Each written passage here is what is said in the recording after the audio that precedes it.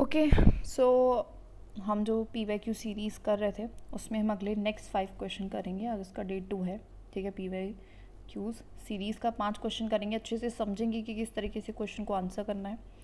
Question से important keywords उठाएंगे, क्या क्या लिखना चाहिए, क्या नहीं लिखना चाहिए, सारी चीज़ें देखेंगे। सबसे पहले शुरुआत करते हैं। Question number, Douglas McGregor's theory X and theory Y. जो एक थिंकर है डोगलस मैकग्रॉगर, उनकी एक थ्योरी है, theory X and theory Y. वो डिस्क्राइब करते हैं कि दो कॉन्ट्रास्टिंग मॉडल्स हैं वर्कफोर्स मोटिवेशन के। ये दो मॉडल्स दिए उन्होंने मोटिवेशन के, जो कि कॉन्ट्रास्टिंग है, एक दूसरे के अपोजिट है। Applied by managers in an organisation, जो कि different types of managers different organisations में अप्लाई करते हैं। एग्जामाइन करना है। तो सबसे पहले हम लिखेंगे, जो कि हमारा मेन फोकस है इस पूरे इसका, वो है दैट इज कौन है, Douglas McGregor theory X and theory Y. Main एक थीम है इसकी। तो इसके बारे में हम इंट्रोडक्शन लिखेंगे 20 वर्ड्स में। डॉगलस मैकग्रॉगर्स मोटिवेशन थ्योरीज, जो कि थ्योरी एक्स है थ्योरी वाई है, वो ऑफर करते हैं contrasting managerial assumptions on human behaviour and organisational leadership effectiveness. हमने इसी चीज़ को थोड़ा सा यहाँ पे इसकी जिस्ट को समझा दिया कि क्या करती है, कॉन्ट्रास्टिंग एंड मैनेजरियल अजम्पशंस बताती हैं, है ना। एक तरीके से दोनों एकदम डिफरेंट है और मैनेजरियल के एजम्पशंस पे बेस्ड है, जो कि ह्यूमन बिहेवियर की बात करेंगे कि इसमें इस तरीके का ह्यूमन बिहेवियर और ऑर्गेनाइजेशनल लीडरशिप की। तो ये दो जो है इंपॉर्टेंट कीवर्ड्स हैं, इनको लिख लेना है। दैट इज किसकी बात कर रहे हैं, किसके बेसिस पे, human behaviour and organisational leadership. दो इंपॉर्टेंट कीवर्ड्स हैं, इनको साथ साथ लिखते चलना है। सबसे पहले अब हम बॉडी में क्या लिखेंगे। तो हमारे पास बॉडी में एक हेडिंग ये बनेगी थ्योरी एक्स, एक बनेगी थ्योरी वाई। और जिस हिसाब से हमारा क्वेश्चन होगा, जैसे कि अगर 10 मार्क्स का है तो 5-5 पॉइंट लिख देंगे, अगर 15 मार्क्स का है तो 7-7 पॉइंट लिख लेंगे, 20 मार्क्स का हो गया तो 10-10 पॉइंट लिखेंगे, कुछ इस तरीके से। Now theory x, control oriented management approach. तो थ्योरी जो एक्स है वो कैसी है, कंट्रोल ओरिएंटेड मैनेजमेंट अप्रोच है। मतलब जो बात करेगी कंट्रोल की, कि ज़्यादा से ज़्यादा किस तरीके से कंट्रोल किया जाए अपने अपने किसको, सबॉर्डिनेट्स को। तो थ्योरी एक्स एज्यूम करती है कि एम्प्लॉयज़ क्या है, वो बहुत ज़्यादा लेजी है। इसमें एक एजम्पशन भी है कि इसमें जो एम्प्लॉयज़ है, मैनेजर क्या सोचता है एम्प्लॉयज़ के बारे में, कि वो बहुत लेजी हैं, उनके अंदर एम्बिशन नहीं है, एंड दैट इज़ वाई उनको स्ट्रिक्ट सुपरविजन की ज़रूरत है। So they require strict supervision. Manager use an authoritative leadership style. So that is why यहाँ पे कौन सा स्टाइल यूज़ होगा, ऑथोरिटेटिव लीडरशिप स्टाइल, ठीक है। तो यहाँ पे क्या होगी, स्ट्रिक्ट सुपरविजन होगी। ये कीवर्ड्स हैं, इनको लिखते रहना है, ठीक है। तो पहला है अज्यूम वर्कर्स, और क्या अज्यूम कर रहा है कि वर्कर डिसलाइक कर रहा है वर्क को, and avoid it when possible. और क्या करेगा, वो अवॉइड करने की कोशिश करेगा जितना, मतलब वर्कर को बहुत ही ज़्यादा गंदा गंदा सोचता है मैनेजर उनके बारे में, दैट इज़ वाई उन पर स्ट्रिक्ट कंट्रोल बनाने की कोशिश करेगा। वो बिलीव करता है जो एम्प्लॉयज़ हैं उनको कोर्शन की ज़रूरत है, मतलब फोर्स की ज़रूरत है ना। This is a important keyword लिख लेना, कंट्रोल की ज़रूरत है। And treats and threats to perform task, और थ्रेट देता है, धमकी देता है उनको कि वो टास्क को परफॉर्म करे। फोकस जो है वो एक्सटर्नल मोटिवेशन पे ज़्यादा रहेगा, जैसे कि पनिशमेंट हुआ या मॉनेटरी रिवॉर्ड। तो इंटरनल जो फैक्टर है, जो सोशल फैक्टर्स हैं, साइकोलॉजिकल फैक्टर है, उस पर ध्यान नहीं रहेगा, ठीक है। सूटेबल फॉर रूटीन, मैकेनिकल या फिर लो स्किल जॉब्स के लिए काफ़ी सूटेबल रहता है, ठीक है, जहाँ पे इनोवेशन प्रायोरिटी नहीं होती है, ठीक है। इनोवेशन प्रायोरिटी नहीं है, जैसे कि मकान बनाना है, तो मकान बनाने के जो लेबर चाहिए, जो वर्कर चाहिए, उन पे इस तरीके का सुपरविजन कह रहा है कि ये वहाँ पे ये सही है, क्योंकि कोई इनोवेशन नहीं चाहिए वहाँ पे, ईंटें लगाना है, ठीक है, ये बनाना है, जो कह दिया वो बनाना है, बात ख़त्म। इनोवेशन नहीं चाहिए अभी के लिए, तो इन उन कामों में ये यूज़ हो सकता है। ये लीडरशिप स्टाइल कैसा है, डायरेक्टिव है। डायरेक्टिव का मतलब है डायरेक्शंस देने वाला है, एंड पार्टिसिपेटिव नहीं है। तो ये भी इंपॉर्टेंट है एक keyword, directive not participative, often leading to low morale. Of course ऐसे वर्कर्स का मोरल कैसा रहेगा, लो रहेगा। इंकरेजेस ब्यूरोक्रेटिक रिजिडिटी, यहाँ पे रिजिडिटी ज़्यादा रहेगी, एंड लिमिट होगी क्रिएटिव थिंकिंग, ज़्यादा अच्छे से कुछ सोचना विचारना कुछ नहीं है। प्रायोरिटाइज टास्क कंप्लीशन, और ज़्यादा से ज़्यादा फोकस होगा कि टास्क कंप्लीट हो जाए ओवर द एम्प्लॉय की डेवलपमेंट हो ना हो, बस मेरा टास्क जो है वो कंप्लीट रहे, है ना, काम टाइम से हो जाए, इस चीज़ पे फोकस रहेगा। तो this is like all the जो भी नेगेटिविटी आ जाए ना, नेगेटिव सोच सकते हो एक वर्कर के बारे में, एक मैनेजर के बारे में, काम के बारे में, उसको यहाँ पे लिख देना है, ठीक है। स्ट्रिक्ट सुपरविजन रहेगा, ऑथोरिटेटिव लीडरशिप स्टाइल है, वर्कर्स डिसलाइक कर रहे हैं, उनको कोर्जन की ज़रूरत है। एक्सटर्नल मोटिवेशन की बात करेंगे सिर्फ, रूटीन मैकेनिकल लो स्किल जॉब में ये हो सकता है। डायरेक्टिव है, डिस्क्रिप्टिव नहीं है, नॉट पार्टिसिपेटिव भी नहीं है, सिर्फ डायरेक्टिव है, ठीक है। एंड यहाँ पे रिजिडिटी है चीज़ों में, मोरल रो रहेगा, एंड यहाँ पे सिर्फ कंप्लीशन पे ध्यान दिया जाएगा। रियल लाइफ एग्जाम्पल देते हैं, जिसकी अर्ली पोस्ट इंडिपेंडेंस इंडिया में कुछ कॉलोनियल जो स्टाइल ब्यूरोक्रेसीज थी वो इसी तरीके की थ्योरी एक्स को फॉलो करती थी और ज़्यादा एम्फेसिस उनका हिरार्की पे होता था, कंपाइलेंस पे काम हो एंड डिसिप्लिन पे रहता था ओवर मोटिवेशन एंड इनोवेशन। तो ये रियल लाइफ एग्जांपल हम यहाँ पे कौन सा लेंगे, अर्ली पोस्ट इंडिपेंडेंस इंडिया में जो हमारी कॉलोनियल स्टाइल ब्यूरोक्रेसीज थी, तो इसका एग्जांपल क्या है, कॉलोनियल स्टाइल ब्यूरोक्रेसी। इसको भी लिख लेना, दिस इज इंपॉर्टेंट कीवर्ड, ठीक है। आगे बढ़ते हैं, फिर हम सेकंड हेडिंग बनाएंगे theory Y. Theory Y is a development oriented management approach, ठीक है। तो यहाँ पे क्या होगा, यहाँ पे डेवलपमेंट की बात की जा रही है, यहाँ पे ऐसा मैनेजमेंट है, ठीक है। सो यहाँ पे सब कुछ पॉजिटिव लिख दो। थ्योरी वाई व्यू करता है एम्प्लॉयज़ को एज सेल्फ मोटिवेटेड, उसमें गंदा दिख रहे थे तो इसमें अच्छा दिखेंगे कि वो सेल्फ मोटिवेटेड हैं, वो रिस्पॉन्सिबल हैं, वो सेल्फ डायरेक्शन की खुद ही अपने आप को डायरेक्ट करेंगे, तो सेल्फ डायरेक्शन दे रहे हैं, है ना। एंड जब भी अगर उनको सपोर्टिव इन्वायरमेंट देंगे तो वो खुद मोटिवेटेड रहेंगे, खुद वो डायरेक्शंस लेंगे, खुद वो रिस्पॉन्सिबल रहेंगे। वो अज्यूम करें कि वर्क नेचुरल है and can be a source of satisfaction, और काम अपने आप में एक सोर्स ऑफ क्या है, सेटिस्फैक्शन है वर्कर्स के लिए, इच्छा से कर रहे हैं, ठीक है। वो बिलीव करते हैं जो एम्प्लॉयज़ हैं वो रिस्पॉन्सिबल हैं, रिस्पॉन्सिबिलिटी सीख करते हैं, ग्रोथ अचीवमेंट, क्रिएटिव हैं, ठीक है। और ज़्यादा इसका जो फोकस है उसका जैसे कि एक्सटर्नल मोटिवेशन पे था, इसमें इंट्रिंसिक मोटिवेशन पे होगा, सेल्फ एक्चुअलाइजेशन पे होगा कि वर्कर को खुद पता है कि ये मेरा काम है और वो बिना किसी के ऑर्डर के वेट करे वो खुद से कर रहा है, ठीक है। यहाँ पे पार्टिसिपेटिव लीडरशिप होगी, जैसे कि वहाँ पे ऑथोरिटेटिव थी, यहाँ पे कैसे होगी, पार्टिसिपेटिव होगी एंड एम्प्लॉय को एम्पावर किया जाएगा, ठीक है। एम्प्लॉय को भी अपनी, ये कौन सी लीडरशिप होती है जिसमें उनकी सुनी जाती है, ठीक है, तो इनसे भी सुना जाएगा, इनका भी फोकस इज ऑन कोलैबोरेशन पे, ओपन कम्युनिकेशन पे, इनोवेशन पे काफ़ी काम किया जाएगा यहाँ पे, वहाँ पे कोई था ही नहीं ऐसा। एंड ये जो एम्प्लॉयज़ है, trust employees to use initiatives use करेंगे, कमिटमेंट यूज़ करेंगे, ठीक है। एंड ऑर्गेनाइजेशन में फ्लेक्सिबिलिटी होगी, लर्निंग होगी, लॉन्ग टर्म डेवलपमेंट की बात करेंगे, सिर्फ और सिर्फ कंपाइलेंस ऑफ द वर्क पे ध्यान नहीं दिया जाएगा, ठीक है। तो ये सब कुछ हमारा इस थ्योरी इसमें होगा, ठीक है। अब इसका एग्जांपल देख लेते हैं, जैसे कि आधार प्रोजेक्ट है जो कि लेड बाय नंदल निलेकानी, उन्होंने थ्योरी वाई का यूज़ करा और एम्पावर करा यंग प्रोफेशनल्स को, ठीक है, फॉस्टरिंग इनोवेशन एंड ओनरशिप, ठीक है। तो आधार प्रोजेक्ट हम इसका रियल लाइफ एग्जाम्पल दे सकते हैं। फिर आज के टाइम की ब्यूरोक्रेसी तो नहीं, बट हम कह सकते हैं, ठीक है। या फिर जैसे कि गवर्नमेंट कभी कोई लॉ लाना होता है तो उसके लिए वो पहले गेजेट में निकालती है, फिर पब्लिक ओपिनियन मांगती है, तो कुछ इस तरीके का ये क्या हो जाएगा, रियल लाइफ एग्जांपल हो जाएगा, ठीक है। तो थ्योरी वाई कैसी है, दोबारा से एक बार करें तो इसमें इंपॉर्टेंट कीवर्ड्स को मैं हाईलाइट कर देती हूँ और ये कीवर्ड्स हमें साथ साथ लिखने हैं एंड कोशिश करना है इनको जितना ज़्यादा हो सकता है याद करें, तो एंड ट्राई टू ऑल्सो कि कैसे हम इनको इनकलकेट कर पाते हैं अपने आंसर्स में, ठीक है। तो थ्योरी वाई क्या माना था कि वर्कर्स कैसे हैं, सेल्फ एम्प्लॉयड है, रिस्पॉन्सिबल है, सेल्फ डायरेक्शन, खुद को डायरेक्शन देते हैं, एंड एक सोर्स ऑफ सेटिस्फेक्शन है उनके लिए काम, ठीक है, बर्डन नहीं है, रिस्पॉन्सिबिलिटी, ग्रोथ एंड अचीवमेंट पे ध्यान देते हैं। यहाँ पे मोटिवेशन इंट्रिंसिक की यूज़ की गई एंड सेल्फ एक्चुअलाइजेशन को यूज़ किया गया, सेल्फ एक्चुअलाइजेशन को। यहाँ पे लीडरशिप कहती है पार्टिसिपेटिव है, एम्प्लॉय एम्पावरमेंट की बात करी गई है, यहाँ पे कोलैबोरेशन, ओपन कम्युनिकेशन, इनोवेशन की बात की गई है, इनिशिएटिव की बात की गई है, कमिटमेंट की बात करी, यहाँ पे फ्लेक्सिबिलिटी है, learning and long term development पे इनका मेन फोकस है। रियल लाइफ एग्जांपल क्या है, आधार प्रोजेक्ट, ठीक है।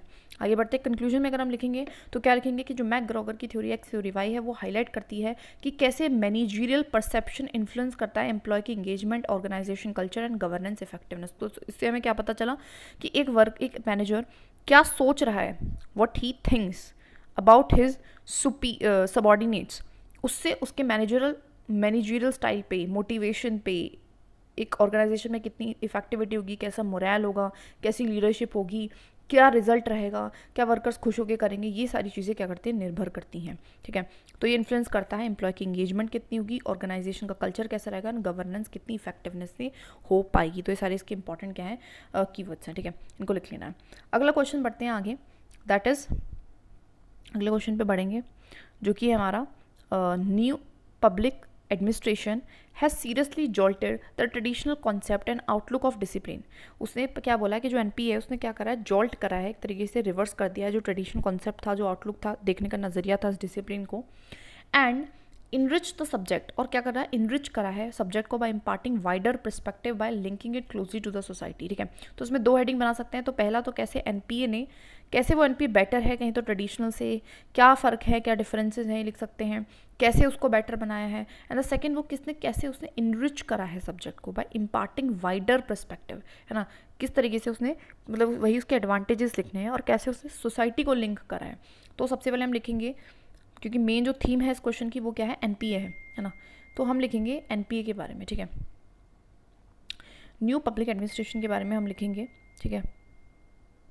ओके, सो मेजर जो थीम है इस क्वेश्चन की वो है दैट इज़ एनपीए है। तो हम एनपीए के बारे में इंट्रोडक्शन में लिखेंगे। सो एनपीए क्या है? It emphasises, what is NPA?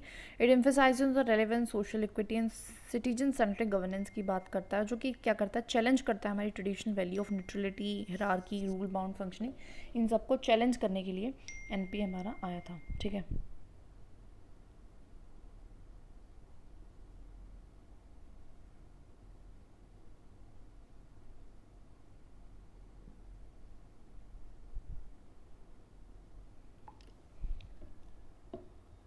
ठीक है।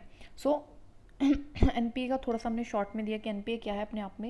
ये बात करती है रेलेवेंस की, बात करती है सोशल इक्विटी की, बात करती है सिटीजन सेंट्रिक गवर्नेंस की, और जो ट्रेडिशनल है न्यूट्रलिटी, हिरार्की, सबको क्या करती है एक तरीके से ये दैट इज़ चैलेंज करती है, राइट। आगे बढ़ते हैं, दैट इज़ हाउ एनपीए ने कैसे जॉल्ट करा है ट्रेडिशनल कॉन्सेप्ट को। तो सबसे पहले इससे रिजेक्ट कर दिया है वैल्यू न्यूट्रलिटी को एंड प्रमोट करा है नॉर्मेटिव अप्रोच को। इसका मतलब क्या है? वैल्यू न्यूट्रलिटी का मतलब है कि पहले हम बात करते थे, जो ट्रेडिशनल कंसेप्ट है पब्लिक एडमिनिस्ट्रेशन में, उसमें बात करते हैं कि जो हमारा पब्लिक एडमिनिस्ट्रेशन है वो वैल्यूज नहीं है उसके अंदर, ठीक है, लेकिन वो न्यूट्रल है, मतलब वैल्यू उसके अंदर नहीं है, ठीक है। लेकिन उसने उस चीज़ को रिजेक्ट करा एंड प्रमोट करा नॉर्मेटिव अप्रोच को, जो कि आर्ग्यू करती है कि administration must take a stand on ethical and moral ground, जो कि बात करते हैं कि नहीं भाई मॉरल होना चाहिए, ठीक है। तो ट्रेडिशन क्या बात कर रहा था? इसको थोड़ा सा हम डिफरेंस वे में भी लिख सकते हैं, ट्रेडिशनल एंड एनपीए। ट्रेडिशन क्या बात कर रहा था कि देखो वैल्यूज़ को हमें ध्यान में नहीं रखना, लेकिन ये बोला कि नहीं भाई वैल्यूज़ को, एथिकल ग्राउंड्स को हमें ध्यान में रखना है। Question bureaucratic hierarchy and rigid formalism. इसने हेरार्की को एंड बहुत ज़्यादा रिजिडिटी को, फॉर्मलिज्म को क्या करा? चैलेंज करा एंड एडवोकेट करा कि हमें ज़्यादा फ्लेक्सिबल एंड रिस्पॉन्सिव होना चाहिए। तो ये बात कर रहा था हेरार्की का एंड हमारे फॉर्मलिज्म का। ये बात कर रहा था कि हमें क्या होना चाहिए? रिजिडिटी का। ये बात करता है फ्लेक्सिबल हो, भाई फ्लेक्सिबल होकर काम चलेगा, ठीक है। एंड कैसे रहो? रिस्पॉन्सिव रहो। Third, criticize excessive focus on efficiency and control, called for focus on effectiveness, responsiveness and justice. और इसने कहीं ना कहीं क्या करा? क्रिटिसाइज करा कि एक्सेसिव फोकस जो आप एफिशिएंसी पे, कंट्रोल पे कर रहे हो, है ना, कॉल्ड फॉर अ फोकस। उसने बोला कि आप इफेक्टिवनेस, रिस्पॉन्सिवनेस एंड जस्टिस पे फोकस करो, कि काम सही तरीके से हो रहा है ना, जस्टिस भी हो रहा है उसके साथ साथ, ठीक है। सिर्फ इफिशिएंसी, इफेक्टिवनेस पे ध्यान मत दो, एफिशिएंसी पे भी ध्यान दो, इफेक्टिवनेस पे भी ध्यान दो, लेकिन रिस्पॉन्सिवनेस पे एंड जस्टिस पे भी ध्यान दो, ठीक है। इसने ऐसे बोला। Replace technical rationality with humanistic rationality. जो ट्रेडिशनल, वो किस चीज़ की बात कर रहा था? ट्रेडिशनल रैशनैलिटी की, टेक्निकल, सॉरी, चीज़ों को टेक्निकल बस करे जाओ साइंटिफिक वे में, वही अपना करे जाओ, है ना, क्लासिकल स्कूल, टेक्निकल। यहाँ पे बात करें ह्यूमनिस्टिक, कि मैं ह्यूमन के परस्पेक्टिव से सोचना है। इसने एक्नॉलेज करा इमोशंस को, सब्जेक्टिविटी को, वैल्यूज़ को डिसीजन मेकिंग में। डिसीजन लो तो इमोशंस एंड वैल्यूज़ को भी ध्यान में रख के लेना चाहिए। वो ऐसा नहीं, वो सिर्फ वैल्यू और रूल की ही बात कर रहा है, रूल। इसने चैलेंज करा एलिटिस्ट गवर्नेंस मॉडल को, प्रोमोट करा participative administration and grass root involvement. इसका मतलब क्या है? ओल्ड कैसा था? Elitist governance model. इसका ना एक वो बना लो साथ के साथ ना, इसको वो बना लो, like you can make a difference. इसका वो कैसा था? एलिटिस्ट गवर्नेंस मॉडल था। ये मॉडल कैसा है? ये है पार्टिसिपेटिव एंड ग्रास रूट के इन्वॉल्वमेंट वाला मॉडल है। वो क्या करता था? एलिटिस्ट मतलब कि यहाँ से यहाँ के लिए डिसीजन लेना है तो इसने ले दिया, ख़त्म। लेकिन ये बोल रहा कि नहीं, इनको इन्वॉल्व करो, एलाइट मत बनो, अपने आप को अलग मत दिखाओ इनसे, इनके साथ बैठ के डिसीजन लो, ठीक है। ये कीवर्ड से याद रखना है। Highlighted the need for ethical activism. इसने हाईलाइट करा जो भी ज़रूरत थी एथिकल एक्टिविज्म के लिए in administrators rather than being neutral instruments of policy. क्या हाईलाइट करा? नीड फॉर एथिकल एक्टिविज्म, वही कि आपको एथिकल होना और एक्टिविज्म, आगे आके आपको अपने एथिक्स को प्रमोट करना है, आपको न्यूट्रल नहीं होना है पॉलिसी बनाते हुए, ठीक है। आप पॉलिसी बना रहे हो गरीबों के लिए, पहले क्या हो रहा था? ना ही तो आप उनको इन्वॉल्व करोगे, ना ही आप उनकी सुनोगे, ना ही आप उनको अपने जैसा मानोगे, ठीक है। आप अलग ही सोच रहे हो, प्लस में रिजिड रहोगे, रूल्स करोगे, उनके वैल्यूज़, किसी के इमोशंस को ध्यान नहीं दोगे। अब उसका उल्टा हो गया, उनको इंक्लूड भी करेंगे, रिस्पॉन्सिव भी रहेंगे, इन्वॉल्व भी करेंगे, एथिक्स भी दिखाएंगे, न्यूट्रल नहीं रहेंगे। इसने क्रिटिसाइज करा पब्लिक एडमिनिस्ट्रेशन की डाइवोर्स फ्रॉम सोसाइटल इशूज से, called for relevance to marginalize sections. मतलब क्या है? उसने बोला कि ये डाइवोर्स है फ्रॉम, ओल्ड कैसी है? डाइवोर्स ले लिया उसने सोसाइटल इशूज से। क्या सोसाइटी में चल रहा है? मुझे एक रूल लाना था कि मोबाइल फ़ोन जो है इतने से इतने 18 साल तक के बच्चे सोशल मीडिया पे नहीं आ सकते हैं, ठीक है। मैंने सिर्फ यही चीज़ देखी, ठीक है। बाकी सोसाइटल क्या इशू है मैंने उस चीज़ को देखा ही नहीं, ठीक है। ऐसे नहीं, रूल नहीं बनाना, ऐसे मत करो। रेलेवेंस टू मार्जिनलाइज सेक्शंस, और क्या बोला कि रेलेवेंस दो गरीबों को, मार्जिनलाइज को, जो पिछड़े हुए हैं उनको दो, ठीक है। इसमें बहुत सारे कीवर्ड्स हैं आई नो, एंड इन सारी चीज़ों पे हमें ध्यान देना है। इसको ना डिफरेंसेस की तरीके से अगर हम देखेंगे तो आई थिंक ये ज़्यादा इंपॉर्टेंट एंड ज़्यादा ईजीली लर्न होगा। यहाँ ओल्ड में लिखना रिजेक्ट वैल्यू न्यूट्रल, ओल्ड में लिखना है कि वहाँ पे क्या है, वैल्यू न्यूट्रलिटी है। ये क्या करता है, ये बोलता है कि नॉर्मेटिव अप्रोच रखो एंड वैल्यू न्यूट्रलिटी को एक्सेप्ट करो, ठीक है। ये वहाँ पे क्या था, हिरार्की थी, रिजिड फॉर्मलिज्म था। ये बात करता है फ्लेक्सिबल एंड रिस्पॉन्सिव स्ट्रक्चर की। वो बात करता था एफिशिएंसी एंड कंट्रोल की, बात करता है इफेक्टिवनेस, रिस्पॉन्सिव एंड जस्टिस की। वो बात करता था टेक्निकल रैशनलिटी, ये बात करता है ह्यूमनिस्टिक रैशनलिटी को। ये सारे इंपॉर्टेंट कीवर्ड्स हैं, इनको लिखते रहना है, ठीक है। और वो कैसा था, एलाइटिस्ट गवर्नेंस मॉडल था। एलाइट, अपने आप को एलाइट ही समझ के कुछ गवर्नेंस कर रहे हैं, लेकिन ये बात करता है पार्टिसिपेटिव एंड ग्रास रूट की। ये उसमें एथिकल एक्टिविज्म नहीं था, ये बात करता है कि एथिकल एक्टिविज्म होना चाहिए। वो कैसा था, डाइवोर्स फ्रॉम सोसाइटल इश्यूज, अपने आप को अलग रखता था सोसाइटल इश्यूज से, लेकिन ये बोलता है कि आपको मार्जिनलाइज सेक्शंस को रिलेवेंस देनी है।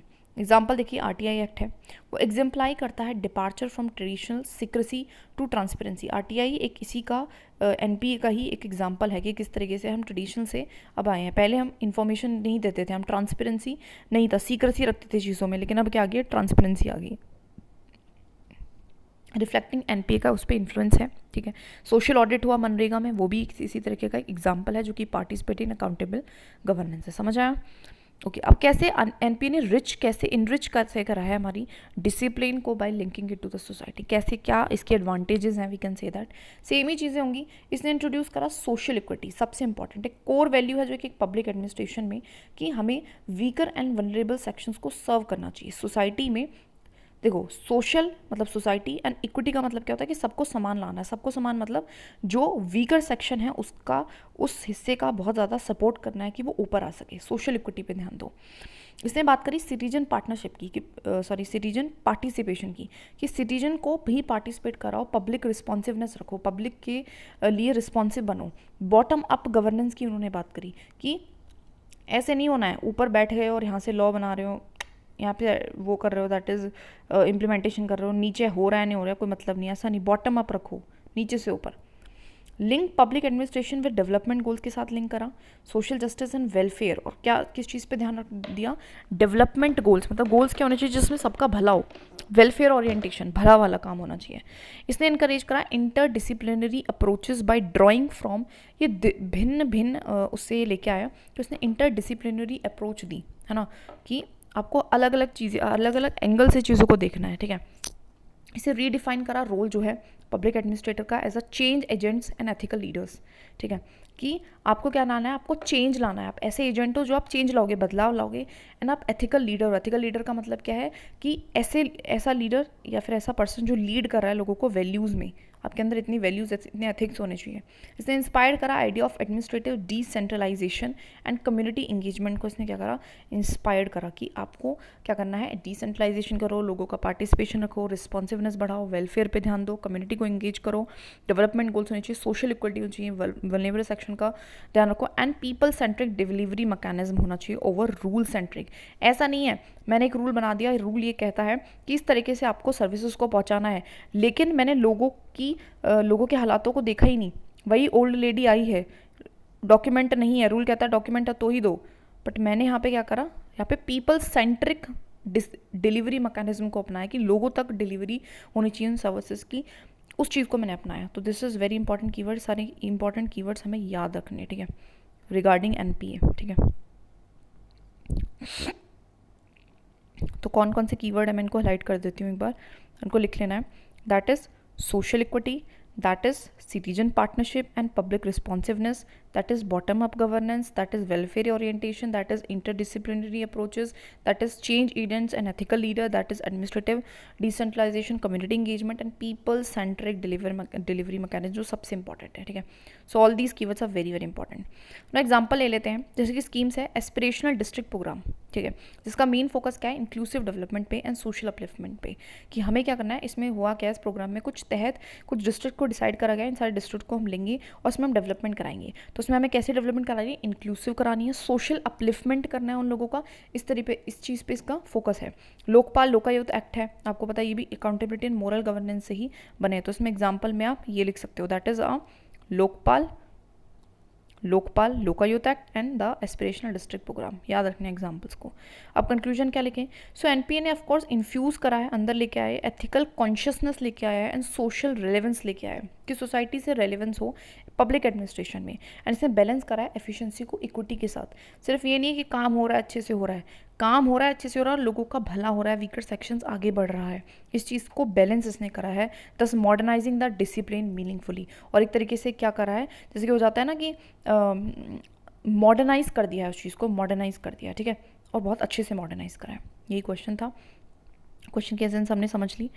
आगे हम बढ़ते हैं, that is a central concern of administrative law has been the legal limitation of administrative discretion. तो एक सेंट्रल जो कंसर्न है हमारे एडमिनिस्ट्रेटिव लॉ पे, एडमिनिस्ट्रेटिव लॉ क्या होता है, जो एडमिनिस्ट्रेशन लॉ बना रहा है, has been the legal limitation, वो लीगल लिमिटेशन रही है, मतलब सॉरी एडमिनिस्ट्रेटिव लॉ इज जो भी लॉ है ना, वो एक लीगल लिमिटेशन बन के रह गई है एडमिनिस्ट्रेटिव डिस्क्रिशन के लिए। मतलब अपनी इच्छा से कोई काम नहीं कर पा रहा है, लॉ है, रूल है, उसी से ही काम करते रहो बस, ये एक प्रॉब्लम बन गई है। और ये क्या प्रॉब्लम है, कैसे प्रॉब्लम बनी है, इस बारे में हम इस क्वेश्चन में बात करेंगे। सो एडमिनिस्ट्रेटिव लॉ जो होते हैं वो जनरली रेगुलेट करते हैं एक्सरसाइज ऑफ पब्लिक पावर को by ensuring it is use legally fair and procedural accountability. वो किस चीज़ पे ध्यान देते हैं हमारी, कि प्रोसीजर से काम हो रहा है, लीगली हो रहा है, फेयरली हो रहा है ना, अकाउंटेबिलिटी को ही क्या करते हैं, मतलब जो भी लॉज है, ठीक है। अब कैसे, सबसे पहले व्हाट इज एडमिनिस्ट्रेटिव डिस्क्रिशन ये समझते हैं। So it is a freedom of decision making. Discretion का मतलब होता है फ्रीडम, तो एक फ्रीडम है जिसमें आप डिसीजन ले सकते हो, ग्रांटेड टू एडमिनिस्ट्रेटर, जो एक एडमिनिस्ट्रेटर के पास होती है with in the boundaries of law, law के भीतर है क्या आपके पास क्या डिसीजन लेने की फ्रीडम है। ये इनेबल कराता है flexibility in implementing the laws, managing emergencies and addressing situational complexities.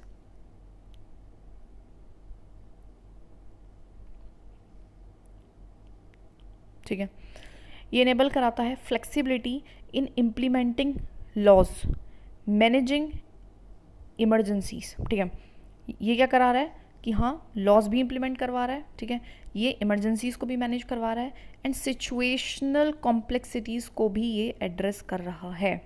ठीक है, बेसिक चीज़ ये प्ले करता है एक role in resource allocation, licensing and public service delivery को। ठीक है, एक तरीके से रोल निभाता है कि रिसोर्स का भी एलोकेशन हो, ठीक है, लाइसेंसिंग मतलब जो ये सारी चीज़ें हैं इन सब में रोल निभाता है, पब्लिक सर्विस डिलीवरी इन सब में।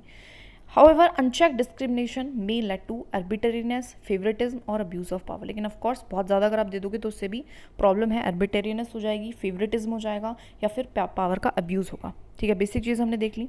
एग्जाम्पल देख लेते हैं, डिस्क्रिशनरी पावर आपको अंडर सेक्शन 144 CRPF आपको मिलता है, और लैंड अलॉटमेंट डिसीजन ये हाईलाइट करती है need for legal boundaries and transparency. तो इसमें डिस्क्रिशनरी पावर मिल रहा है, बस इतना याद रखना है। अब कैसे हमारा जो एडमिनिस्ट्रेटिव लॉ है वो लिमिट कैसे कर रहा है वो देखते हैं। सबसे पहला है कैसे लिमिट करता है, सबसे पहले प्रिवेंट करता है आर्बिट्रेरीनेस। ठीक है, ये इम्पोज करता है legal standard and guidelines to ensure fairness and objectivity. कैसे कि ये बोल रहा है कि इस स्टैंडर्ड के अंदर रह के गाइडलाइन दे रखी है, हाँ उस पर डिसीजन ले सकते हो, लेकिन एक गाइडलाइन है, उस गाइडलाइंस का उल्लंघन नहीं होना चाहिए उस हिसाब से, सो दैट फेयरनेस आए एंड ऑब्जेक्टिविटी आए। दूसरा, uphold rule of law, rule of law को अपहोल्ड करता है, मतलब कोई भी अथॉरिटी अबव नहीं है लॉ के, ये दिखाता है, ये बताता है एक्शंस कन्फर्म में होनी चाहिए स्टैट्यूटरी एंड कॉन्स्टिट्यूशनल प्रोविजंस के लिए। ठीक है, प्रोटेक्ट करता है लोगों के फंडामेंटल राइट्स को, ऑफकोर्स है ना, वायलेशन ना हो जिससे इनका। इंश्योर करता है कि प्रोसीजरल फेयरनेस हो, कि जिस भी प्रोसीजर से कोई काम हुआ है वो फेयर तरीके से हो, रीजनड डिसीजन हो। ऐसा नहीं है कि कहीं भी उठा के कुछ भी, नेचुरल जस्टिस होना चाहिए उसमें, कोई भी डिसीजन नहीं लेना है। इससे ट्रांसपेरेंसी भी प्रमोट होती है ना। जैसे कि लॉज लाइक RTA एक्ट है, वो कहीं ना कहीं उन्होंने रिड्यूस कर दिया ओपेक डिसीजन मेकिंग को, कि ऐसा नहीं है कि डिस्क्रिशन पे तो आप ले रहे थे, लेकिन ऐसा नहीं बिल्कुल ही आंखें बंद करके आपने डिसीजन लिया हो। इनेबल करता है जडिशियल रिव्यू को, ठीक है, कि मतलब जडिशियल रिव्यू है जो एडमिनिस्ट्रेटिव डिस्क्रिशन पे एक तरीके से लिमिट लगा रही है ना, कि उनके लॉस को देख रही है। रिट्स ट्रिब्यूनल्स हैं, पब्लिक इंटरेस्ट लिटिगेशंस हैं, इसके through maintain democratic accountability, plus में वो अकाउंटेबिलिटी भी उनकी होती है, आंसरेबिलिटी है, एडमिनिस्ट्रेशन आंसरेबल है लॉ को, कोर्ट में, इंस्टीट्यूशंस में एंड सिटीजन सबको। स्टैंडर्डाइज डिस्क्रिशन, देखो डिस्क्रिशन तो है लेकिन एक स्टैंडर्ड पे है। Rules, codes and policy guidelines भी होती हैं जिससे कि सब्जेक्टिव इंटरप्रिटेशन ना हो जाए। मतलब क्या है, मुझे कोई, जैसे कि मैं किसी डीएम हूँ ऑफ अ पर्टिकुलर एरिया, तो ऐसा नहीं है कि मैं अपनी मर्ज़ी से कोई भी डिसीजन ले लूँ। उसके लिए मेरे पास एक गाइडलाइन है, एक कोड है कि मुझे इन चीज़ों को ध्यान में रख के डिसीजन लेना है, ठीक है। तो एक क्या होता है, हम अवॉइड कर पाते हैं कि सब्जेक्टिव इंटरप्रिटेशन ना हो, अपनी खुद की वैल्यूज़, खुद के मॉरल्स, खुद की सोच विचार उस डिसीजन में ना आ पाए। चेक पॉलिटिकल इन्फ्लुएंस को भी चेक करता है, प्रिवेंट जो पॉलिटिशियन है ना, prevent discretionary misuse of political gain specially in recruitment and हमारे जो भी कॉन्ट्रैक्ट अवार्ड्स वगैरह होते हैं। इनकरेज एथिकल गवर्नेंस, प्लस में क्या करता है, इनकरेज करता है। लिमिटेशन जो है ना, रीइंफोर्स इंटीग्रिटी, क्यों है ये बता रखा है, इंटीग्रिटी, फेयर लॉ, है ना, लोगों का भला हो, फालतू की, मतलब अगर मैं मोटा मोटा बताऊँ यहाँ से जो इंपॉर्टेंट कीवर्ड्स हैं कि रीज़न देने थे कि जो दैट इज़ कोई भी एडमिनिस्ट्रेटिव डिस्क्रिशन क्या था कि decision, freedom to make decision, वो डिसीजन गलत ना लिया जाए, वो आर्बिटेरीनेस तरीके से ना लिया जाए, आर्बिटरीनेस ना हो, रूल ऑफ लॉ चलता रहे, फंडामेंटल राइट लोगों के हो प्रोटेक्ट, एक प्रोसीजरल फेयरनेस, एक रीजनड डिसीजन हो, है ना, ट्रांसपेरेंसी बढ़े, ओपेक डिसीजन ना लो आप, जुडिशियल रिव्यू होता है, वो भी इसी कारण होता है कि जिससे कि judicial review enable, democratic accountability बनी रहे, स्टैंडर्डाइज हो डिस्क्रिशन, ऐसा ना कुछ भी सब्जेक्टिव इंटरप्रिटेशन ना हो उसमें, ठीक है, और एथिकल गवर्नेंस आए।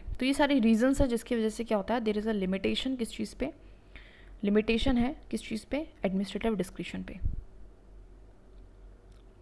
नाउ एग्जांपल्स देख लेते हैं, जैसे कि Maneka Gandhi versus union of India एक डिस्क्रिशनरी एक्शन था जिसको स्ट्रक डाउन कर दिया गया था for violating the personal liberty, ठीक है। आरटीआई एक्ट है, लोकपाल एक्ट है, ये प्रमोट करते हैं अकाउंटेबिलिटी वगैरह को। सुप्रीम कोर्ट के स्ट्रिक्ट नॉर्म्स होते हैं। इवन जो हमारी एक पार्लियामेंट्री कमेटी है वो भी हम यहाँ पे मेंशन कर सकते हैं, एक पार्लियामेंट्री कमेटी है, committee on subordination of legislation पे। तो एडमिनिस्ट्रेटिव जो भी लॉज, बाई लॉज होते हैं, थोड़े बहुत डिसीजंस, इनको ये क्या करती है, रेगुलेट भी करती है, ठीक है, इस तरह से। कंक्लूजन देखते हैं, administrative law harmonise discretion with, ठीक है, जो ये एडमिनिस्ट्रेटिव लॉ है ना, जो एक कानून है कि इस हिसाब से आपको लॉ बनाना है, जो इतनी फ्रीडम दे रहे हैं, वो एक तरीके से हार्मोनाइज कर रहे हैं डिस्क्रिशन को अकाउंटेबिलिटी के साथ, कि सिर्फ आपको फ्रीडम ही ना मिले, आपको अकाउंटेबिलिटी पे आपको जवाबदेही भी साथ में वो बैलेंस करते चल रहे हैं। इंश्योर कर रहे हैं रूल ऑफ लॉ हो, एथिकल गवर्नेंस हो एंड सिटीजन को प्रोटेक्शन मिले एक डेमोक्रेटिक एडमिनिस्ट्रेटिव में। ऐसा ना हो कि सिटीजन्स के साथ फिर वो गलत हो रहा है, उस चीज़ को वो रोकते हैं, ट्रांसपेरेंसी लाते हैं, ठीक है, ज़्यादा सिटीजन सेंट्रिक एडमिनिस्ट्रेशन करते हैं, ठीक है। आगे देखते हैं, if the regulatory commissions, main focus है रेगुलेटरी कमीशंस, अगर उनको होली इंडिपेंडेंट बना दिया जाए तो वो कंप्लीटली रिस्पॉन्सिबल हो जाएंगे, है ना, doing of every important policy determine and administrative work, कोई भी काम नहीं करेंगे, उसके लिए रिस्पॉन्सिबल नहीं रहेंगे। ऑन दी अदर हैंड, अगर ड्रॉप कर दिया जाए कमीशंस को, उनकी इंडिपेंडेंस को ले लिया जाए, तो उससे क्या होगा, इम्पार्शियल परफॉर्मेंस होगी उनकी जुडिशियल वर्क की, वो काम नहीं कर पाएंगे। इस चीज़ पर डिस्कस करना है। सबसे पहले रेगुलेटरी कमीशंस क्या है वो देख लेते हैं। सो रेगुलेटरी कमीशंस ऐसी ऑटोनोमस बॉडीज़ होती हैं जो इंश्योर करती हैं fair play in sectors where market failure और public interest needs protection and balance. तो रेगुलेटरी कमीशन मतलब ऐसी चीज़ है जहाँ पे एक्ट तो हमारा प्राइवेट सेक्टर करता रहता है, लेकिन अब उसको अकेला तो नहीं छोड़ सकते, तो उस पर कुछ रेगुलेशन, सुपरविजन करने के लिए रेगुलेटरी बॉडीज़ बनाई जाती हैं।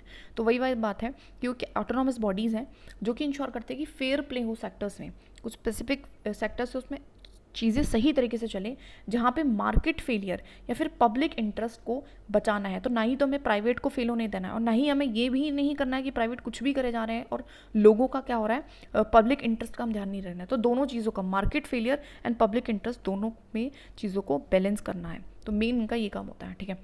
ये दो कीवर्ड थे, वेरी इंपॉर्टेंट, लिख लेना। नाउ इंपॉर्टेंस क्या है अगर उनको इंडिपेंडेंस देते हैं? सबसे पहला है ऑटोनॉमी, उनके पास इच्छा है, वो अपने आप को पॉलिटिकल प्रेशर से बचा सकते हैं। फालतू की जो इंटरफेरेंस है टेक्निकल सेक्टोरल डिसीजंस में, उससे उनको आज़ादी मिलेगी। दूसरा है एक इम्पार्शियलिटी आती है। इसका मतलब क्या है, एक न्यूट्रल एडजुडिकेशन होती है in dispute involving government and private sector. तो ऐसा नहीं है, पार्शियलिटी का मतलब है कि आप किसी स्पेसिफिक गवर्नमेंट, स्पेसिफिक पार्टी से एसोसिएट नहीं हो पाते हो, ठीक है। स्ट्रेंथन इन्वेस्टर की कॉन्फिडेंस को स्ट्रेंथन करती है, ठीक है। जो हमारी इंडिपेंडेंट बॉडीज़ हैं वो स्टेबल हैं and predictable regulation especially in the infrastructure, जिसकी इंफ्रास्ट्रक्चर वाली यूटिलिटीज़ वाली चीज़ों में इंडिपेंडेंट बॉडीज़ अपना नज़र रख रही हैं, आंखें ऐसे रख रही हैं, तो उससे क्या हो रहा है, इन्वेस्टर का भी कॉन्फिडेंस बिल्ड हो रहा है। अपहोल्ड सेक्टोरल एक्सपर्टाइज, तो हो क्या रहा है कि जो वो पार्टिकुलर सेक्टर है उसमें क्या हो रहा है, हमारा सेक्टोरल एक्सपर्टाइज हो पा रही है। क्यों? क्योंकि गवर्नमेंट बहुत ज़्यादा इंटरफेरेंस नहीं कर रही है, एक्सपर्टाइज हो पाएगी, एविडेंस बेस्ड आप डिसीजन ले पाओगे, ठीक है। सेफगार्ड हो पाएगा पब्लिक इंटरेस्ट। अब ये तो बात होगी कि कैसे काम करने के लिए अच्छा है। अब अगर हम लोगों के पॉइंट ऑफ व्यू से सोचे तो उनका भी इंटरेस्ट सही रहेगा, लॉन्ग टर्म वेलफेयर को वो प्रायोरिटाइज करेंगी, कंज्यूमर को प्रोटेक्शन देंगी, ठीक है। चेक मोनोपोली एंड अब्यूज़, वो एक तरीके से चेक भी लगाती हैं कि देखो ऐसा ना हो कि एक जो पर्सन है वो डोमिनेंट प्लेयर बन जाए, ठीक है।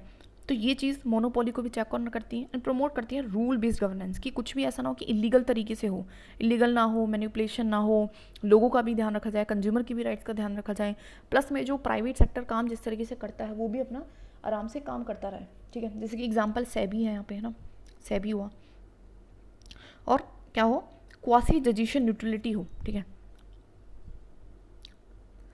एग्जाम्पल्स हैं जैसे कि सेबी है, वो एक्ट करता है against the insider trading without political pressure, है ना, कि इंसाइडर ट्रेडिंग जो गलत है उसके खिलाफ वो एक्शन ले पा रहा है, कोई पॉलिटिकल प्रेशर उसके पास सच नहीं है। ट्राई है ऐसे ही, वो भी इंडिपेंडेंस है, वो हेल्प करता है रेगुलेट टेलीकॉम स्पेक्ट्रम को and pricing despite telecom lobbies, है ना, एंड प्राइसिंग को भी देखता है कि बहुत ज़्यादा, इतना ज़्यादा भी ना हो कि पब्लिक इंटरेस्ट की गलत हो जाए और इतना वैसा भी ना हो, इतना ज़्यादा इंटरफेरेंस भी नहीं करता कि भैया काम ही ठप पड़ जाए, तो वो भी उस चीज़ को, दोनों ही चीज़ों को क्या करता है, बैलेंस करता है। तो एडवांटेजेस के इंपॉर्टेंट कीवर्ड्स हमें याद रखने हैं, ठीक है। इंपॉर्टेंट कीवर्ड्स क्या करने हैं, हमें याद रखने हैं। तो सबसे पहला इंश्योर ऑटोनॉमी, दूसरा की इम्पार्शलिटी आती है, इन्वेस्टर को कॉन्फिडेंस अच्छा रहता है, सेक्टोरल एक्सपर्टाइज हम अपहोल्ड कर पाते हैं, पब्लिक इंटरेस्ट को भी हम जो है प्रोटेक्ट कर पाते हैं, मोनोपोली एंड अब्यूज़ को भी चेक कर पाते हैं, एंड रूल बेस्ड गवर्नेंस होता है ना, मन मर्जी वाला नहीं, ठीक है। आगे देखते हैं, इन सारे कीवर्ड्स को ना लिख लेना है। दैट इज़ डिसएडवांटेजेस क्या है, excessive independence of regulatory commissions का। अगर आप बहुत ज़्यादा क्या करोगे, एक्सेसिव इंडिपेंडेंस, अगर बहुत ज़्यादा इंडिपेंडेंस दे दोगे, है ना, तो उसका भी एक मिनट, इस क्वेश्चन में थोड़ा सा दिक्कत हो गई है मुझे लगता है। इसमें लिखना था कि अगर हम ना देंगे independence, this is little wrong, अगर हम इंडिपेंडेंस नहीं देंगे तो क्या होगा, सो ये होना था, ओके। सो दूसरा जो डिमांड थी उधर क्वेश्चन की वो थी कि क्या डिसएडवांटेजेस हैं अगर हम इनफ इंडिपेंडेंस नहीं देते हैं रेगुलेटरी कमीशंस को। तो दीज आर पॉलिटिकल इंटरफेरेंस बहुत ज़्यादा होगा, एक बाइस्ड डिसीजन होगा, न्यूट्रलिटी नहीं रहेगी, पब्लिक ट्रस्ट को अंडरमाइन किया जाएगा, क्रेडिबिलिटी नहीं रहेगी, कॉन्फिडेंस इन्वेस्टर का नहीं बन पाएगा, इन्फोर्समेंट वीक रहेगी, मॉनिटर नहीं कर पाएंगे वो अच्छे से, वायलेशंस अगर कोई कर रहा है तो उस पर पेनल्टी नहीं लगा पाएंगे, डिसीजन मेकिंग में बहुत डिले हो जाएगा because of the bureaucratic delays and inefficiencies, innovation कम हो जाएगी, है ना, because of the technically fear of backlash में डिस्करेज रिफॉर्मिस्ट और दिस, मतलब एक तरीके से बैकलैश का मतलब है कि उनको डर है कि उनको निकाल दिया जाएगा, क्यों, बिकॉज बहुत ज़्यादा पॉलिटिकल इंटरफेरेंस है ना, आप किसी और के अकॉर्डिंग काम करोगे तो आपकी इनोवेशन भी कम हो जाएगी। Regulatory capture risk, that is easier for vested interest to influence decisions via political routes, तो इस तरीके से क्या हो जाएगा कि आपके डिसीजन को इन्फ्लुएंस किया जाएगा, रेगुलेटरी कैप्चर रिस्क ना, एक रिस्क में रहेगा, कोई भी डिसीजन है उसको डिसीजन को इन्फ्लुएंस किया जा रहा है पॉलिटिकल रूट्स के through. Undermines rule based governance, of course rule based governance नहीं हो पाएगी, ठीक है, लिमिट हो जाएगा उसका स्कोप। तो ये सारे हमारे वही सेम एडवांटेजेस का उल्टा ही हम लिख सकते हैं डिसएडवांटेजेस, बट इंपॉर्टेंट जो कीवर्ड्स हैं उनको यहाँ पे हाईलाइट में कर देती हूँ। जैसे कि सबसे पहला है that is a political interference, biased decision making, loss of credibility, है ना, and weak enforcement and delay in decision making, reduce innovation and regulatory capture risk, undermines rule based governance, ठीक है। कंक्लूजन का हम लिखे तो a balanced autonomy accountability framework ensure, तो एक बैलेंस्ड हमें ऑटोनॉमी एंड अकाउंटेबिलिटी का एक बैलेंस रखना पड़ेगा जिससे कि रेगुलेटरी इंटीग्रिटी हो, सेक्टोरल एफिशिएंसी हो, डेमोक्रेटिक ओवरसाइट हो, है ना। तो रेगुलेटरी इंटीग्रिटी मतलब रेगुलेशन ऑनेस्टी से रेगुलेशन हो पाए, सेक्टोरल एफिशिएंसी हर एक सेक्टर में एफिशिएंसी आए, एंड डेमोक्रेटिक ओवरसाइट की चीज़ों को डेमोक्रेटिक तरीके से किया जाए, ऑटोक्रेटिक नहीं, मोनोपोली नहीं होनी चाहिए, जिससे कि दोनों की इंडिपेंडेंस बने एंड रिस्पॉन्सिबिलिटी बनती रहे गवर्नेंस में, है ना, दोनों काम होने चाहिए, बैलेंस हमें करना चाहिए, इतना ज़्यादा वो भी मत होने दो और इतना कम भी मत होने दो, ठीक है। अगला and the last question is good governance जो है वो इंश्योर कर रहा है रिस्पेक्ट फॉर ह्यूमन राइट्स, ठीक है, एंड रूल ऑफ लॉ को, एंड स्ट्रेंथन कर रहा है डेमोक्रेसी को, प्रमोट करना है ट्रांसपेरेंसी, कैपेबिलिटी, बहुत सारी चीज़ों को मतलब अच्छा कर रहा है। कुल मिला के गुड गवर्नेंस की एडवांटेजेस कह सकते हैं या फिर उसका पॉजिटिव इम्पैक्ट बात करिए इस पूरे स्टेटमेंट में। In the light of this statement के चलते आपको एग्जामाइन कर रहा है क्राइटेरिया क्या है गुड गवर्नेंस का, जो यूएन ने एंड नेफिल रॉडन ने बताया है। सबसे पहले गुड गवर्नेंस है क्या? सो गुड गवर्नेंस क्या है? एक ethical, participatory and accountable exercise है of power for public welfare, जिसका मेन एम क्या है? Public welfare, ensuring transparency, justice and democracy. इसमें जनरली होता क्या है कि लोग मतलब सब sectors, all the sectors, not sector means individual हुआ, पूरा एक स्टेट हुआ, डिस्ट्रिक्ट हुई, प्राइवेट हुआ, पब्लिक हुई, नॉर्मल कोई भी सिटीजन हुआ, गवर्नमेंट हुआ, सब मिलके क्या करेंगे? गवर्नेंस करेंगे। इसको जनरली हम कहते हैं, और जिसका मेन एम क्या होता है कि पब्लिक का वेलफेयर, पब्लिक की भलाई, डेमोक्रेसी हो, जस्टिस हो, ट्रांसपेरेंसी हो, ठीक है। थोड़ा बहुत कैरेक्टरिस्टिक्स देखें तो यहाँ पे क्या होता है? पार्टिसिपेशन होता है, तो या फिर एडवांटेजेस भी हम कह सकते हैं, पॉजिटिव इम्पैक्ट भी कह सकते हैं हम इसको, कि यहाँ पे पार्टिसिपेशन होता है तो डेमोक्रेसी एंड पब्लिक ट्रस्ट अच्छा रहता है। रूल ऑफ लॉ है, बिकॉज रूल ऑफ लॉ है तो क्या होगा हमारे यहाँ पे? इक्वलिटी होगी, है ना, आर्बिट्रेरीनेस नहीं रहेगी, ट्रांसपेरेंसी रहता है तो करप्शन कम होगा, ठीक है। रिस्पॉन्सिवनेस है, रिस्पॉन्सिवनेस का मतलब क्या है कि रीजनेबल टाइम फ्रेम में आप रिस्पॉन्सिव रहोगे, इंस्टीट्यूशन सर्व करेगा स्टेक होल्डर्स को एक पर्टिकुलर टाइम पे, जैसे कि example public service guarantee act in states like MP, ठीक है। तो टाइम से उनको रिस्पॉन्ड करना, टाइमली रिस्पॉन्ड करना, रिस्पॉन्सिवनेस, सेंसस ओरिएंटेड होगा, कंसेंस ओरिएंटेड, सबसे कंसेंस लेके डिसीजन ले रहा है, जैसे कि जीएसटी काउंसिल में आपको देखने को मिलेगा कि सारे स्टेट्स को बिठा के डिसीजन लिया जा रहा है। Accountability, every institution should be answerable to the public, accountability रहती है, इफेक्टिवनेस रहती है, एफिशिएंसी रहती है, ठीक है, जिसके डिजिटल इंडिया है, डायरेक्ट बेनिफिट ट्रांसफर, तो अच्छा यूज़ कर पाते हैं हम चीज़ों का। अकाउंटेबिलिटी कैसे होती है? जैसे कि कैग का रिपोर्ट, लोकपाल, आंसरेबिलिटी रहती है। तो ये सारे एडवांटेजेस कह लो, कैरेक्टरिस्टिक्स कह लो, कुछ भी कह लो, इसको याद करने का एक तरीका हुआ करता था। चलो खैर याद कर लेना, ये सारे ही कीवर्ड्स इंपॉर्टेंट है इसमें। Participation, rule of law, these all are important. Participation जैसे कि डिसीजन मेकिंग डेमोक्रेटिक हो पाए, रूल ऑफ लॉ जिससे कि इक्वलिटी आ पाए, ट्रांसपेरेंसी जिससे करप्शन ना हो, रिस्पॉन्सिवनेस है जिससे कि रीजनेबल टाइम फ्रेम पे आपको एक्ट किया जाए, कॉन्शियस ओरिएंटेड है, कंसेंस ओरिएंटेड है जैसे कि जीएसटी काउंसिल, अकाउंटेबिलिटी है, आंसरेबिलिटी है, आर्बिट्रेरीनेस नहीं है, इफेक्टिवनेस, एफिशिएंसी, हर चीज़ को अच्छे से यूज़ कर रहे हैं, जैसे कि digital India, direct benefit transfer. अब क्राइटेरिया जो कि पूछा था दैट इज़ गुड गवर्नेंस का, क्यों, जो कि यूएन ने बताया है। तो यूएन क्या कहता है? गुड गवर्नेंस क्या है? जिसके अंदर ये सारी कैरेक्टरिस्टिक्स होनी चाहिए। सबसे पहला वो कह रहा है लिजिटिमेसी एंड वॉइस, मतलब वही है कि कंसेंस ओरिएंटेशन, पार्टिसिपेशन हो, वॉइस मतलब लोगों की सुनो, ठीक है। दूसरा वो बोल रहा है direction, strategic vision for development align with human rights and sustainability, एक स्ट्रैटेजिक विजन होना चाहिए डेवलपमेंट के लिए, डेवलपमेंट अलाइन, हाँ, जो कि डेवलपमेंट को हो प्लस में अलाइन करे वो ह्यूमन राइट्स के साथ, सस्टेनेबिलिटी के साथ। डेवलपमेंट तो कर रहे हैं लेकिन डेवलपमेंट कैसी होनी चाहिए जिसमें राइट्स का एंड सस्टेनेबिलिटी का भी ध्यान रखा जाए, सबकी सुनो प्लस में ऐसी डेवलपमेंट करो जिसमें ये दोनों चीज़ें हों। परफॉर्मेंस कैसी होनी चाहिए? वही रिस्पॉन्सिवनेस होना चाहिए सर्विस डिलीवरी में, ठीक है। अकाउंटेबिलिटी हो, फेयरनेस हो, इक्वल एक्सेस टू अपॉर्चुनिटी सबको मिले, रूल ऑफ लॉ होना चाहिए, ट्रांसपेरेंसी होनी चाहिए, वही घुमा फिरा की चीज़ें बोली गई हैं। एग्जाम्पल एस्पिरेशनल डिस्ट्रिक्ट प्रोग्राम है, वो सारी चीज़ें दिखाता है, आरटीआई है, डिजिटल गवर्नेंस है, ये सब कुछ ये ट्रांसपेरेंसी एंड अकाउंटेबिलिटी को बढ़ाता है। गुड गवर्नेंस जो कि एनएफ नाफिल रोडान ने बताए हैं वो है कि capacity of the state, institutional competence, आपको कॉम्पिटिव होना पड़ेगा इतना कि आप कैपेसिटी मतलब स्टेट की कैपेसिटी को बढ़ाओ, ठीक है। पॉलिटिकल लेजिटिमेसी, अलाइन करो सिटीजन के एक्सपेक्टेशंस एंड डेमोक्रेटिक विल के साथ, ठीक है। ब्यूरोक्रेटिक अकाउंटेबिलिटी, ब्यूरोक्रेसी को अकाउंटेबल बनाओ, रूल कन्फर्मिंग बिहेवियर बनाओ, है ना, रूल को कन्फर्म कर रहे हैं, नॉर्म्स एंड प्रोसीजर को फॉलो कर रहे हैं, मेरिट बेस्ड रिक्रूटमेंट होनी चाहिए, प्रोडक्टिविटी ऑफ पॉलिसीज़ जिससे कि स्टेबिलिटी रहे, and minimising of the rent seeking, corruption कम करो, ओपेक डीलिंग्स कम करो, ट्रांसपेरेंसी लाओ, वही वाली बात है, घुमा फिरा के वही बातें बोली गई हैं। बस 2-4 नई चीज़ें उनको याद रख लेना, that is capacity of the state, institution को कॉम्पिटेंस बनाओ, दैट इज़ सिटीजन एक्सपेक्टेशंस पे काम करो, है ना, ब्यूरोक्रेटी को अकाउंटेबिलिटी बनाओ, सबसे इंपॉर्टेंट रूल कन्फर्मिंग, ये कह रहा है कि रूल को फॉलो करो, नॉर्म्स एंड प्रोसीजर को, मेरिट बेस्ड रिक्रूटमेंट, ये जो अलग चीज़ें इसने बोली हैं। प्रोडक्टिबिलिटी ऑफ पॉलिसीज़, स्टेबिलिटी प्रोवाइड करो, इकोनॉमिक एंड एडमिनिस्ट्रेटिव, ठीक है। एग्जाम्पल जैसे कि मिशन कर्मयोगी है, वो मेरिट बेस्ड ट्रेनिंग कर रहा है, मेरिट के बेसिस पे ट्रेनिंग कर रहा है ब्यूरोक्रेटिक कैपेसिटी की, ठीक है। तो ये इसका एग्जाम्पल हम यूज़ कर सकते हैं।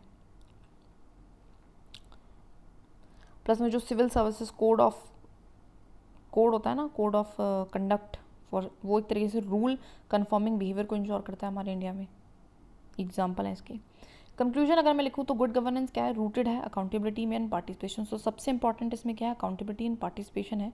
इस की टू डेमोक्रेटिक रिजाइलेंस, जो कि की है जिससे कि डेमोक्रेसी स्ट्रॉन्ग रहे, गिर के भी स्टैंड करे। एडमिनिस्ट्रेटिव एक्सीलेंस, एडमिनिस्ट्रेशन अच्छा हो, इंक्लूसिव हो, लोगों का भला हो, वेलफेयर हो, पार्टिसिपेशन हो, रिस्पॉन्सिवनेस हो, सेल्फलेसनेस हो, ये सारी चीज़ें बेसिक चीज़ थी। हो गया। अब इस लेक्चर को एटलीस्ट 2-3 बार देखना है, तभी जाके याद होगा, एंड कीवर्ड्स को लिखते रहना। Okay, that's it.